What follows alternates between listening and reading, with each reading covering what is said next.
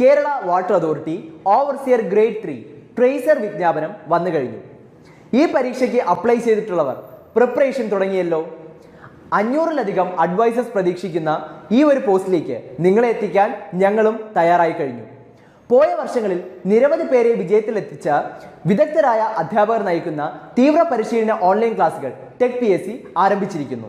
Exam തീയതി വരെ നീണ്ടു നിൽക്കുന്ന ലൈവ് ക്ലാസുകളും റെക്കോർഡ് ക്ലാസുകളും, ഡൗട്ട് ക്ലിയറൻസ് ആൻഡ് മെന്റർഷിപ്പ്, 3000-ലധികം multiple choice questions with detailed explanation, 20ഓളം ഫീഡ്ബാക്കോട് കൂടിയ മോഡൽ എക്സാമുകൾ എന്നിവ അടങ്ങിയ ഈ പാക്കേജ് നിങ്ങൾക്കും സ്വന്തമാക്കാം വെറും 2999 രൂപയ്ക്ക്.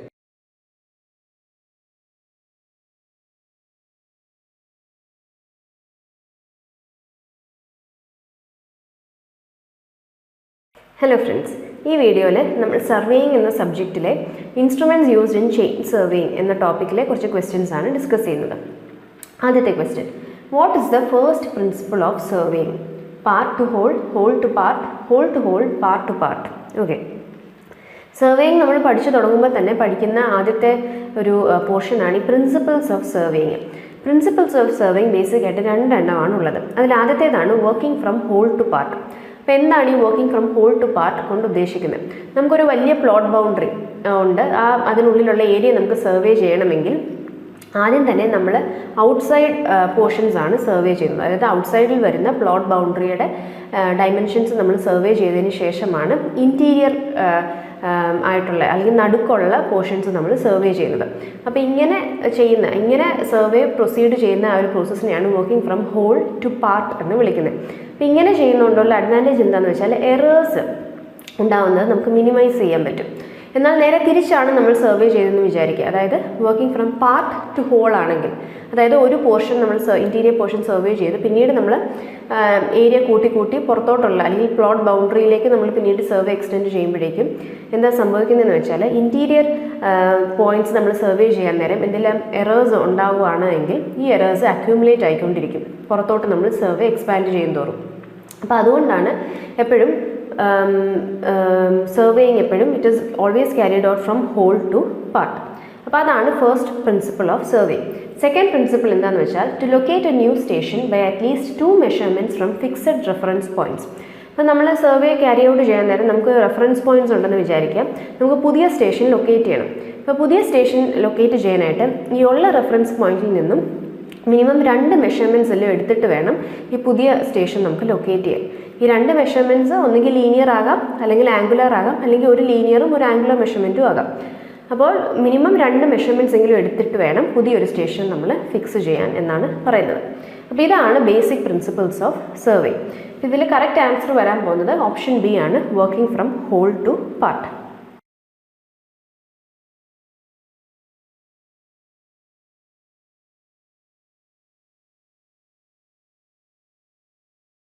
അടുത്ത question, in which type of surveying only linear measurements are made?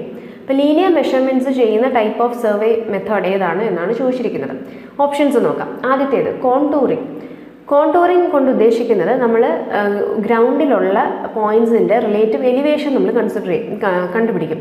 Elevation കണ്ടുപിടിച്ചിട്ട് ഒരേ എലിവേഷനുള്ള പോയിൻറ്റ്സിനെ മാർക്ക് ചെയ്ത് ഒരു ലൈൻ യൂസ് ചെയ്ത് മാർക്ക് ചെയ്യുന്ന ആ ഒരു പ്രോസസ്സിനെയാണ് കോണ്ടൂറിങ് എന്ന് വിളിക്കുന്നത്. അപ്പോൾ കോണ്ടൂറിങ്ങിൽ നമ്മൾ എലിവേഷനാണ് മെഷർ ചെയ്യുന്നത്.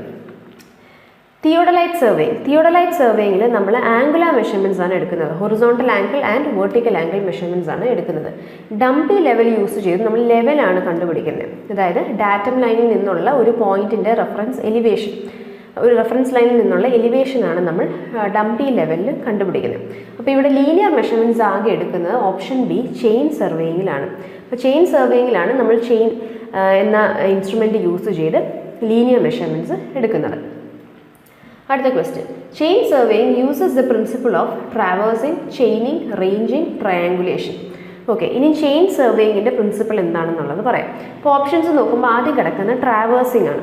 അപ്പോൾ ട്രാവേഴ്സിംഗ് എന്ന ടേം കൊണ്ട് ഉദ്ദേശിക്കുന്നത് നമുക്ക് സർവേ ചെയ്യേണ്ട പോയിന്റ്സിൽ സർവേ ഒരു പർട്ടിക്കുലർ ലൈനിൽ കൂടെ ചെയ്യണമെങ്കിൽ ആ ലൈനിൽ നമ്മൾ പോയിന്റ്സ് എല്ലാം ഫിക്സ് ചെയ്ത് ഒരു സ്റ്റേഷനിൽ നിന്ന് മറ്റേ സ്റ്റേഷനിലേക്ക് നമ്മൾ ചെയിനിങ് പ്രോസസ്സ് കണ്ടിന്യൂ ചെയ്ത് പോകുന്ന ആ ഒരു പ്രോസസ്സിനെയാണ് നമ്മൾ ട്രാവേഴ്സിംഗ് എന്ന് വിളിക്കുന്നത്. ഈ ട്രാവേഴ്സിംഗ് നമ്മൾ ചെയിൻ സർവേക്ക് മാത്രമല്ല മറ്റ് പല ടൈപ്പ് സർവേയിൽ നമ്മൾ ട്രാവേഴ്സിംഗ് എന്ന പ്രോസസ്സ് യൂസ് ചെയ്യാറുണ്ട്. അതായത് നമുക്ക് സർവേ ചെയ്യേണ്ട പോയിന്റ്സിനെ എല്ലാം മാർക്ക് ചെയ്ത് ഒരു പോയിന്റിൽ ഇൻസ്ട്രുമെൻ്റ് കൊണ്ടുവച്ച് അവിടുത്തെ റീഡിങ്സ് എല്ലാം എടുത്തതിന് ശേഷം അടുത്ത പോയിന്റിലേക്ക് മാറുന്നു. അതിൻ്റെ ആദ്യമേ എടുത്ത റീഡിങ്ങിനെ നമ്മൾ റെഫറൻസ് ആക്കി വെച്ചുകൊണ്ട് വേണം അടുത്ത സ്റ്റേഷനിലേക്ക് ഷിഫ്റ്റ് ചെയ്യാൻ. അപ്പോൾ ഈ ഒരു പ്രോസസ്സാണ് ട്രാവേഴ്സിംഗ്. അടുത്തത് ചെയിനിങ്. ചെയിനിങ്ങിൽ നമ്മൾ എന്താ ചെയ്യുന്നതെന്ന് വെച്ചാൽ മെഷർമെൻറ്റ്സ് എടുക്കാനായിട്ട് നമ്മൾ ചെയിൻ യൂസ് ചെയ്യുന്നു. റേഞ്ചിങ് എന്ന പ്രോസസ്സ് കൊണ്ട് ഉദ്ദേശിക്കുന്നത് ഇൻ്റർമീഡിയറ്റ് പോയിന്റ്സിനെ ഫിക്സ് ചെയ്യുക എന്നതാണ്. ഇപ്പം ഒരു വലിയ നീളം കൂടിയ ഒരു റോഡിൻ്റെ സർവേ നമ്മൾ ചെയ്യുവാണ്. അപ്പോൾ റോഡിൻ്റെ ബിഗിനിങ് തൊട്ട് എൻഡ് വരെയുള്ള പോയിന്റ്സിൻ്റെ ഇടയ്ക്കായിട്ടുള്ള പോയിന്റ്സ് നമ്മൾ ഫിക്സ് ചെയ്യുന്ന ഒരു പ്രോസസ്സിനെയാണ് റേഞ്ചിങ് എന്ന് വിളിക്കുന്നത്. അടുത്ത ഓപ്ഷനാണ് ട്രയാങ്കുലേഷൻ. ട്രയാങ്കുലേഷൻ എന്ന ടേം കൊണ്ട് ഉദ്ദേശിക്കുന്നത് നമുക്ക് സർവേ ചെയ്യേണ്ട പ്ലോട്ടിനെ പല ട്രയാങ്കിൾസ് ആയിട്ട് ഡിവൈഡ് ചെയ്യുന്നു. അതും വെൽ കണ്ടീഷൻഡ് ആയിട്ടുള്ള ട്രയാങ്കിൾസ് ആയിട്ട് ഡിവൈഡ് ചെയ്യുന്നു. എന്നിട്ട് ഓരോ ട്രയാങ്കിളിൻ്റെയും ഏരിയ കണ്ടുപിടിച്ചിട്ട് ഈ ഏരിയകളെല്ലാം കൂടെ ആഡ് ചെയ്തിട്ടാണ് ടോട്ടൽ ഏരിയ കണ്ടുപിടിക്കുന്നത്. ഇതാണ് നമ്മൾ ചെയിൻ സർവേയിങ്ങിൻ്റെ പ്രിൻസിപ്പിൾ എന്ന് വിളിക്കുന്നത്. The principle of chain surveying is triangulation. ഇനി ഇപ്പം നേരത്തെ മെൻഷൻ ചെയ്ത കൂട്ട് തന്നെ ഈ triangles should be well conditioned. അപ്പോൾ എന്താണ് ഈ വെൽ കണ്ടീഷൻ ട്രയാങ്കിൾ? ഇതൊരു ഇമ്പോർട്ടൻറ്റ് ക്വസ്റ്റ്യൻ ആണ്. വെൽ കണ്ടീഷൻ ട്രയാങ്കിൾ എന്ന് പറയുന്നത് angles are not smaller than 30 degree and not greater than 120 degree. അപ്പോൾ ഈ ഫിഗറിൽ നമുക്ക് കുറേ ട്രയാങ്കിൾസ് കാണാം. അപ്പോൾ ഈ ടോട്ടൽ ഏരിയ ആണ് നമുക്ക് സർവേ ചെയ്ത് എടുക്കേണ്ടത്. അപ്പോൾ ഓരോ ട്രയാങ്കിൾ നമ്മൾ ഫിക്സ് ചെയ്യാൻ നേരം ഈ ട്രയാങ്കിൾസ് ഫോം ചെയ്യുന്ന interior angles it should be between 30 degree and 120 degree. അപ്പോൾ അങ്ങനത്തെ ട്രയാങ്കിൾസിനെയാണ് നമ്മൾ വെൽ കണ്ടീഷൻ ട്രയാങ്കിൾ എന്ന് വിളിക്കുന്നത്. അപ്പോൾ ഓർത്തോളുക, principle of chain surveying is triangulation. അടുത്ത question. Chains are made up of high steel carbon, galvanised mild steel, copper coated iron. Chains നമ്മൾ chain സർവേയിങ്ങിൽ യൂസ് ചെയ്യുന്ന മെഷറിംഗ് ഇൻസ്ട്രുമെൻ്റ് ആയ chains they are made of galvanised mild steel. Option B. The distance between the centers of two consecutive middle rings is called. Okay, ഒരു ചെയിനിൻ്റെ length vice നമ്മൾ നോക്കാൻ നേരം രണ്ട് consecutive middle rings തമ്മിലുള്ള ഡിസ്റ്റൻസിനെ എന്ത് വിളിക്കുന്നു എന്നാണ് ചോദിച്ചിരിക്കുന്നത്. Chain length, chain effective length, effective link length, link length. അപ്പോൾ ഇവിടെ നോക്കിയേ, the ends of the chain are provided with brass handles. ഈ ഫിഗറിൽ കാണുന്ന കൂട്ട് നമുക്ക് ഫുൾ ചെയിനിൻ്റെ ലെങ്ത്തിന് അറ്റത്തായിട്ട് ബ്രാസ് ഹാൻഡിൽസ് കാണാം. അപ്പോൾ ഒരു ബ്രാസ് ഹാൻഡിലിൻ്റെ ഔട്ട്സൈഡ് തൊട്ട് അടുത്ത മറ്റേ ബ്രാസ് ഹാൻഡിൽ ഔട്ട്സൈഡ് വരെയുള്ള ആ ടോട്ടൽ ലെങ്ത്തിനെയാണ് നമ്മൾ ലെങ്ത് ഓഫ് ദ ചെയിൻ എന്ന് വിളിക്കുന്നത്. ഇനി രണ്ട് മിഡിൽ റിങ്സ് തമ്മിലുള്ള ഡിസ്റ്റൻസിനെ നമ്മൾ ഒരു ലിങ്ക് ലെങ്ത് എന്നാണ് വിളിക്കുന്നത്. The length of A link is the distance between the centres of two consecutive middle rings. അപ്പോൾ ഈ ഫിഗറിൽ കാണാം നമുക്കിവിടെ മിഡിൽ റിങ്സും ബ്രാസ് ടാലീസും ബ്രാസ് റിങ്സും ഒക്കെ കാണാം. അപ്പോൾ ഇതിൽ ഈ രണ്ട് മിഡിൽ റിങ്സ് തമ്മിലുള്ള ഡിസ്റ്റൻസിനെയാണ് നമ്മൾ ഒരു ലിങ്ക് ലെങ്ത് എന്ന് വിളിക്കുന്നത്. അപ്പോൾ correct answer is option D, link length. Tallies are fixed at every dash metre length for chains of 10 meters length. Okay, അപ്പോൾ നേരത്തെ പറഞ്ഞ കൂട്ട് ഫിഗറിൽ നമുക്ക് ടാലീസ് കാണാമെന്ന് പറഞ്ഞു. ഈ ടാലീസ് ശരിക്കും നമ്മൾ പ്രൊവൈഡ് ചെയ്യുന്നത് 5 meter ലെങ്ത്തിൻ്റെ സ്പേസിങ്ങിലാണ്. അതും 5 meter ലെങ്ത്തിൻ്റെ സ്പേസിങ് പ്രൊവൈഡ് ചെയ്യുന്ന ഏത് ചെയിൻസിലാണ്? 20 meter ആൻഡ് 30 meter ചെയിനിലാണ് നമ്മൾ ഈ ടാലീസ് 5 meterൻ്റെ ഇൻ്റർവെല്ലിൽ പ്രൊവൈഡ് ചെയ്യുന്നത്.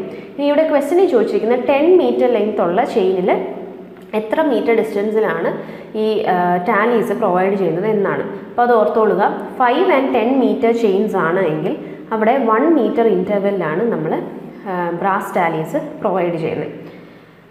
ഇപ്പോൾ ഈ ക്വസ്റ്റ്യനിൽ 20 meter ആൻഡ് 30 meter ലെങ്ത് ഉള്ള ചെയിൻ ആണ് ചോദിക്കുന്നതെങ്കിൽ ടാലീസ് പ്രൊവൈഡ് ചെയ്യുന്ന ഇൻ്റർവെൽ 5 meters ആണ്. What is provided at every metre in case of 20 meter and 30 meter chains? Okay, ഇപ്പോൾ 20 meter 30 meter ചെയിൻസിലാണ് എങ്കിൽ ഓരോ മീറ്ററിൻ്റെ ഗ്യാപ്പിൽ നമ്മൾ പ്രൊവൈഡ് ചെയ്യുന്നത് എന്നാണ് ചോദിച്ചിരിക്കുന്നത്. ബ്രാസ് റിങ്സ് ആണ് നമ്മൾ ഒരു മീറ്റർ ഇൻ്റർവെല്ലിൽ നമ്മൾ 20 meter 30 meter ചെയിൻസിൽ പ്രൊവൈഡ് ചെയ്യുന്നത്. അപ്പോൾ ഇവിടെ ഇപ്പോൾ നമുക്ക് ഫിഗറിൽ ബ്രാസ് റിങ്സ് കാണാം. 1 meter ഇൻ്റർവെല്ലിൽ ബ്രാസ് റിങ്സ് കാണാം. Gunter's chain consist of dash links. വളരെ ഇമ്പോർട്ടൻ്റ് ആയിട്ടുള്ളൊരു പോർഷനാണിത്. നമുക്ക് നോൺ മെട്രിക് ചെയിൻസിൽ, ഇപ്പോൾ മെട്രിക് ചെയിൻസിൻ്റെയാണ് നമ്മളിപ്പോൾ 20 മീറ്റർ ചെയിൻ, 30 മീറ്റർ ചെയിൻ എന്നൊക്കെ പറഞ്ഞു. ഇനി നോൺ മെട്രിക് ചെയിൻസ് ഉണ്ട്. നോൺ മെട്രിക് ചെയിൻസ് എന്ന് വെച്ചാൽ അവിടെ മെഷർമെൻറ്റ് വരുന്നത് ഫീറ്റിലായിരിക്കും. ഇപ്പോൾ നോൺ മെട്രിക് ചെയിൻസ് നമുക്ക് 3 എണ്ണമാണുള്ളത്: engineer's chain, Gunter's chain or surveyor's chain and revenue chain. ഇത് 3 ഇമ്പോർട്ടൻ്റ് ആണ്. 3ൽ നിന്ന് റിപ്പീറ്റഡ് ആയിട്ട് ക്വസ്റ്റ്യൻസ് വരുന്നതുമാണ്. അപ്പോൾ ഇതിൽ പഠിച്ചിരിക്കേണ്ടത് ഇത്രയുമാണ്: എത്ര ലിങ്ക്സ് ഉണ്ട്, എത്ര ലെങ്ത് ഉണ്ട് ചെയിൻസിന് എന്നതാണ് പഠിക്കേണ്ടത്. എഞ്ചിനീയേഴ്സ് ചെയിൻ്റെ കേസിൽ അതിൻ്റെ ടോട്ടൽ ലെങ്ത് എന്ന് പറയുന്നത് 100 feet ആണ്. അതിൽ ടോട്ടൽ 100 ലിങ്ക്സും ഉണ്ട്. അപ്പോൾ ഒരു ലിങ്കിൻ്റെ ലെങ്ത് എന്ന് പറയുന്നത് 1 feet ആയിരിക്കും. അപ്പോൾ 100 links and total length is 100 feet. ഒരു ലിങ്കിൻ്റെ ലെങ്ത് 1 feet ആണ്. ഇനി ഗണ്ടേഴ്സ് ചെയിൻ ഓർ സർവേയേഴ്സ് ചെയിൻ്റെ ടോട്ടൽ ലെങ്ത് വരുന്നത് 66 feet ആണ്. ഇതിലും 100 ലിങ്ക്സ് ഉണ്ട്.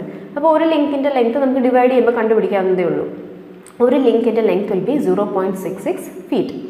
അടുത്തത് റവന്യൂ ചെയിൻ. റവന്യൂ ചെയിൻ്റെ ടോട്ടൽ ലെങ്ത് വരുന്നത് 33 feet ആണ്. ഇതിന് 16 ലിങ്ക്സ് ആണുള്ളത്.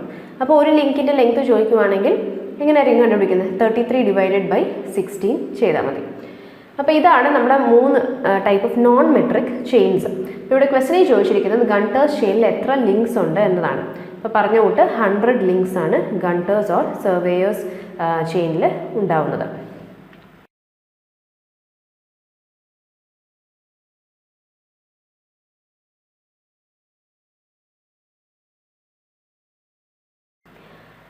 അടുത്ത question: how many number of links are there in engineer's chain?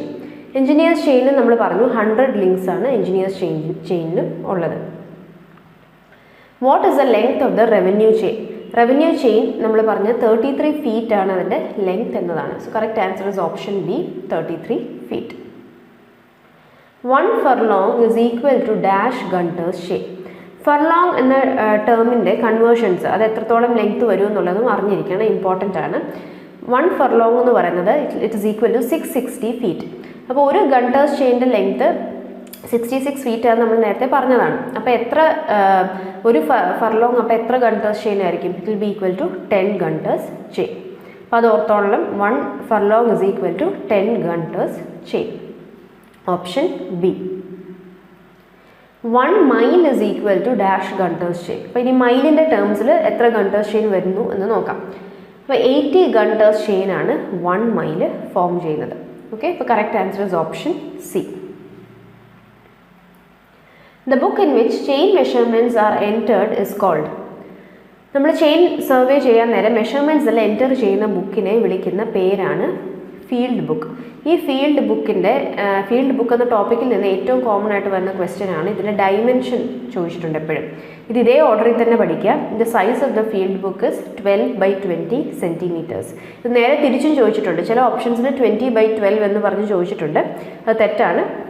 Correct ആയിട്ടുള്ള ആൻസർ വരാൻ പോകുന്നത് 12 by 20. ആ ഓർഡറിൽ തന്നെ പഠിക്കണം. 12 by 20 centimeters. Survey stations may be marked on the ground using a pole, rod, pointer, peg. Okay, നമ്മൾ survey ചെയ്യാൻ നേരം ഒരു സ്റ്റേഷൻ ഗ്രൗണ്ടിൽ മാർക്ക് ചെയ്യാനായിട്ട് നമ്മൾ യൂസ് ചെയ്യുന്ന ഇൻസ്ട്രുമെൻ്റ് ആണ് പെഗ് എന്ന് പറയുന്നത്. പെഗ് എന്ന് പറയുന്നത് ടിമ്പർ പീസസ്, ടാപ്പേർഡ് ആയിട്ട്, താഴത്തെ എൻഡ് ടാപ്പേർഡ് ആണ്, പോയിൻറ്റഡ് ആണ്. ടോട്ടൽ ഹൈറ്റ് ഇതിൻ്റെ വരാൻ പോകുന്നത്, അല്ലെങ്കിൽ ടോട്ടൽ ലെങ്ത് വരാൻ പോകുന്നത് 150 mm ആയിരിക്കും.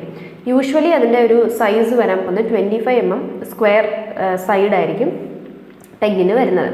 ഇപ്പോൾ പെഗ്സ് ആണ് നമ്മൾ ഗ്രൗണ്ടിൽ സ്റ്റേഷൻസ് മാർക്ക് ചെയ്യാനായിട്ട് നമ്മൾ യൂസ് ചെയ്യുന്ന ഇൻസ്ട്രുമെൻറ്റ്.